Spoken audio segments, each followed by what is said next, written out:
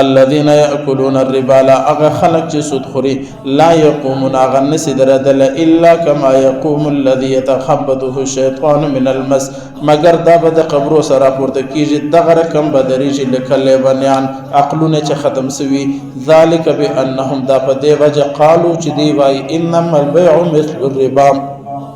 سوداگری اور سود دا سره برابر دی واحل الله البيع وحرم الربا حالانکه الله رب العزت بیع سوداگری حلال کړی دا وحرم الربا اور سود حرام کړی دی عزیزانو د سورۃ البقره 255 نمبر دی آیت اور په دې یو حصہ مش بیان کړی دا سود ته نن سبا پیمنٹ هم ورکیږي مختلف نمونه ورکیږي اور سود په قران کې پر ربا په نوم باندې اتیږي اور دا ډېر ناجایز اور غلط عمل دی سود وای وچست سود وای وزیادتی ته یو دای مال چې ستا مهنت هم نه پکشه ستا مال او پیسې هم نه پکشه بس پر کور باندې ناشته پیسې در روان دي نه حالات معلوم دي نه دغه معلوم دي نه تحقیق معلوم دي دغه زیادتی او پیسو ته سود ویل کیږي دغه زیادتی او مال ته سود ویل کیږي دا قطعا ناجایز او حرام دي اور د سود ډیر صورتونه دي بشمار صورتونه زما استا په شهر کې چلیږي دومره صورتونه دي چې بیان کېدل کم سے کم غنټه غواړي د بینکو صورت بل دی د موبایلانو صورت بل دی د کمپنیانو صورت بل دی هر قسم صورتونه بشمار موجود دي خو به هر حال الله رب العزت وای ماتی ته صدقه پلاس در کړي د سودنا صدقه څنګه ده صدقه کې د الله رضا ده په صدقه کې د انسانانو محبت دی د انسانانو سره تعاون دی اور په سود کې د انسانانو سره دښمنی د ظلم دی زیاتتی ده الله رب العزت وای چې سود اور صدقه سره برابر دي نسی اور یقینا سود دومره صورتونه دي چې کله کله موږ د علما هم پکې غلط سو دومره صورتونه نن صبر راوتلې دي دا گاډیانو د موټرسایکلانو چې کم کیسې وسره راوتلې دي دغه بیان کول اور د کول پوره غنټه غواړي اور الله رب العزت په اخر کې وای چې ما سود حرام کړی دي کاروبار می جایز کړی دي په شکل کې کاروبار او سود سره یو رقم دي لیکن په حقیقت کې سود او کاروبار سره جلا دي الله دې خلاصه فمن جاءه موعظه من ربه پس چې د دین ورسته چې کوم سړی له رب د طرف سره نصيحت را لې فانتها فله ما سلف اور هغه د سود د لارې سره او ګرځېدي د هغه د پاره هغه د چې مخ کې سوي وو و امره الى الله د معامله د الله وخواته ده ومن عاد چې څوک واپس رو ګرځېدي فاولئک اصحاب النار دغه خلق جهنميان دي هم فيها خالدون همیشه په دې جهنم کې وسیږي دا د سورۃ البقره آیت نمبر 215 ده د آیت کې الله رب العزت دا اعلان وکړي چې د سود د حکم بعد کم معاملات د دې سمخ کې سي دي د حرمت سمخ کې سي دي حکم نور غلي چې سود حرام دي خلکو معاملې کړي وي نو خلک پریشان او صحابه چې دا بس کیږي مش خو ډیر کاروبار کړي د سود وس خدا حکم را لې چې سود حرام دي مخکې خدا خبره نه و الله په دې آیت کې ورته فرمایي بس 1300 هغه یې رسو خلاص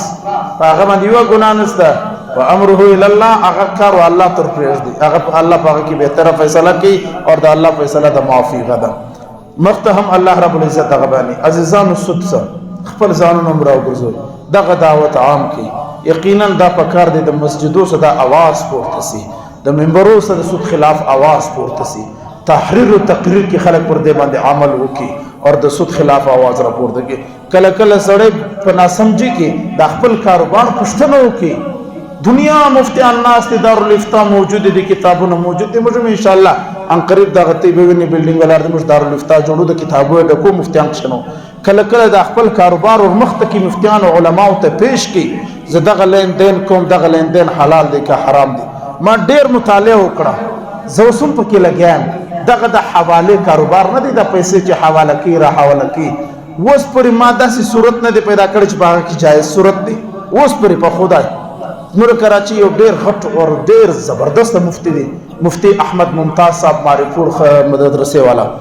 مفتی احمد ممتاز صاحب څلور کتابونه لیکلي دي پر دې حواله باندې اوس پوری په دې کتابو کې یو حواله مې داسې نه پیدا کړي چې دغه کاروبار دی حلالي ستا پوره شهر پر دې باندې چلیش کاروبار چلیش لږ د خپل د حواله کاروبار د پیسو د لین دین کاروبار په دغه دارالافتا کې او مفتیان او علما او تکشیش دي د دې تحقیقو کې که حلال دي که حرام دي حقیقت په مخ کې د لراسي زړه به دي صفای کچیر نه ګډ وډ ماحول نو دغه د حالات ویني مسجدونو تباسو مسجدونه خالص قرآنونه ختم سو د الله د بيدینی لار اخلاص سوې څه فاحشات دي څه کفریات دي نن په دنیا کې تاسو وینئ سود خور د کور ډوډۍ سود خور د سره ناسته اور سود خور سره تګ دا ټول په حدیث کې ممنوعات راغلي دي قیامت پر ورځ به مخان داغ سوي پر مخانو به داغ لګېدلی چې دغه طبقه و چې سود یې خواړي الله رب العزت فرمایي چې موږ سود حرام کړي بس چا چې مخکې کړي هغه معاف دي مخکې معافي طریقه دغه د توبې طریقه دغه د چې عمل به دوباره نه کوي الله وایي ومن عاد اوس که څوک بیا سود له روان دي قرآن صفا اعلان دی فاولئک اصحاب النار دا جهنميان دي هم فيها خالدون همیشه به په جهنم کې اوسېږي یاد وساتئ همیشه جهنم صرف د کافر د پاره دی که چیرې سود حلال بوله نو ډېر معذرت سره دا کم خلک چې د سود په پیسو کې زکات ورکوي صدقات ورکوي مسجدونه په جوړوي اور خلک تبلیغ له پکې استی د دې خدا معنا ده چې دا خلک سود حلال بوله اور کچیر چار رابطه یا پیغام دا پیغام ضرور ورسوي د سود په کاروبار باندې مسجدونه ما جوړوي ما دې په خدای قسم چې کعبۃ الله په جوړ کې جنت لولاړ سي سود حرام دی قطعی حرام دی د مور د زنا سره مشابهت رسول پاک ور کړی دی نورم ډیر سخت حدیثونه نبی فرمایلی دي همیشه جهنم کې به کافر وسیږي که مسلمان چیرې حلال بولی لکه نن سبا چې سودم کوي او دلایل هم وای هغه به هم همیشه په جهنم کې کچیر حرام بولی گناه کبیره د جهنم لبه ضرور زی الله دې مشتي ټول امر